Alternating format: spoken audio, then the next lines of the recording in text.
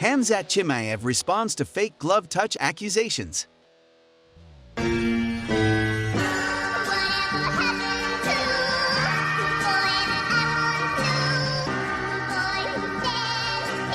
Khamzat Chimaev has been accused of a fake glove touch.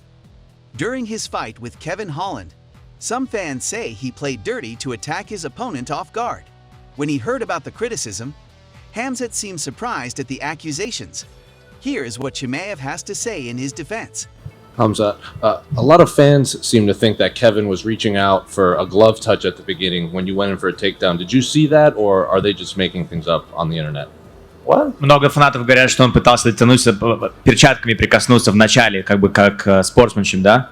Но ты сразу пошел на тейкдаун. Тебе казалось, что он к тебе тянулся с перчаткой, или ты этого не видел? How are we gonna see that when I take off his head? I'm gonna watch his hands. So I wasn't watching on the head, where is his head? So I don't know. So always people find some funny things to say. I don't know. So you want to go back, we'll go back and squeeze his head. Paulo Costa believes Chimaev does not want to fight him. Paulo Costa had an altercation with Chimaev last week. That's why things between the two fighters are heating up. After UFC 279, Dana White stated that Khamzat Chimaev would likely fight at 185 pounds. Despite that, Paulo Costa doesn't believe Khamzat will face him and claims that the Russian is only capable of fighting smaller fighters with no wrestling skills. Do this anymore. Would your preference be he moves up to 185 and fights you? Like, would that be something you want next? I'd like, but I don't really think this will happen because he don't want.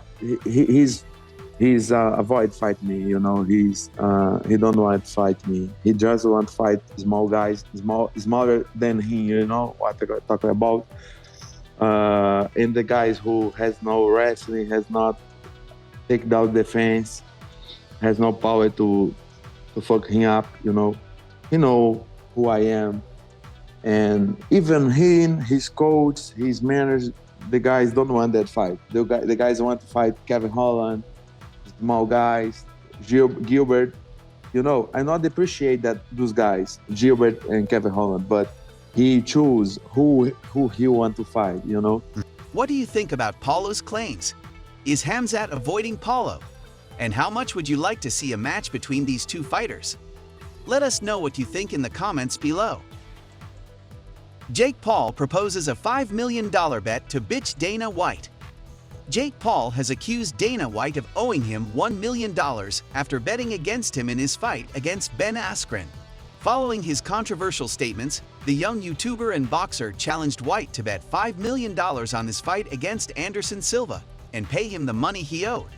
The fight between Jake Paul and Anderson Silva will occur in October inside the Gila River Arena in Phoenix, Arizona.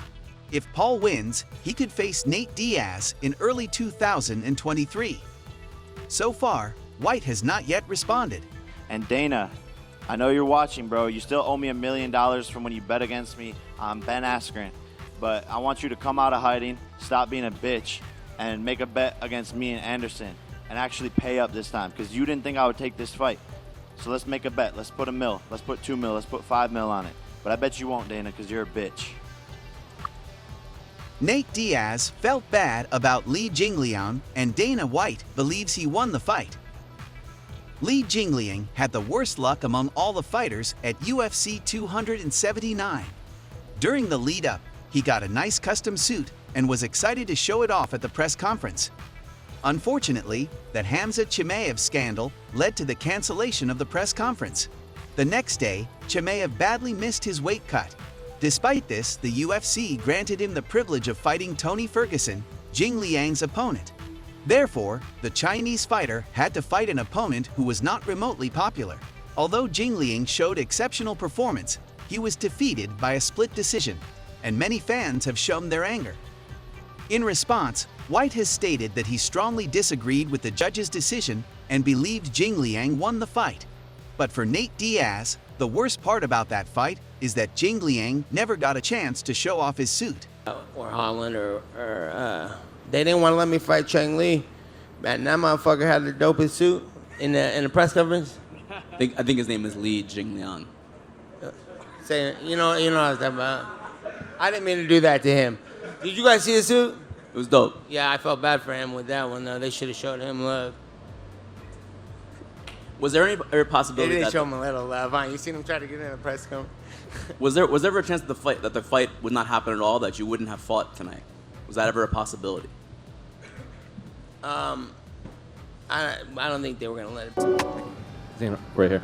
How did you score the fight between Daniel Rodriguez and Lee? I thought Lee won the fight. And a lot of people thought Lee kind of got the short end of the straw because he weighed 170, Daniel. He did. They're right. You're right. The judges were wrong, in my opinion. It wasn't even like I was like, wow, that could have gone. What do you think about the outcome of this fight? Do you think Li Jingliang won the match? We'll be reading you in the comments. Khamzat Chimaev names one UFC middleweight he doesn't want to fight. Khamzat Chimaev has repeatedly said he would kill any fighter put in front of him.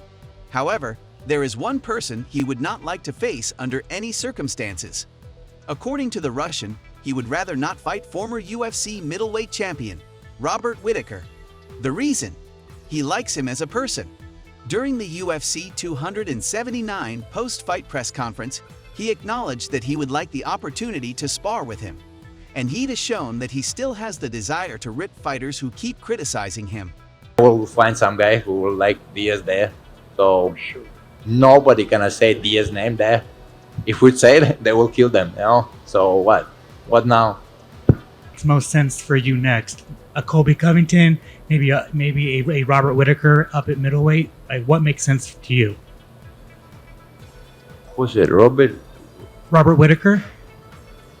I like that guy, so I just want to fight the good guys, you know. I need some bad guy, so I want to fight some bad guy, you know, and don't feel sorry for that. So I want to train with that guy. He's really good, like, you know, one of the best guys in the world. See, I was watching his fights. I've wanted it for this sport, you know. I'm a big fan, so I watch all things. I watch how he trains, all these things, and yeah, a lot of guys want to fight me. So Robert never said something bad about me. It's a lot of guys talking shit about me. I can go take their.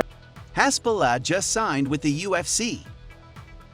According to MMA reporter and combat sports journalist Igor Lazorin, Russian social media star and vlogger, Hasbulla Magomedov signed a 5-year contract with the UFC. Hasbulla has a rare genetic disorder that affects his growth and voice pitch. That's why he will not compete in the UFC, but will promote upcoming fights and events.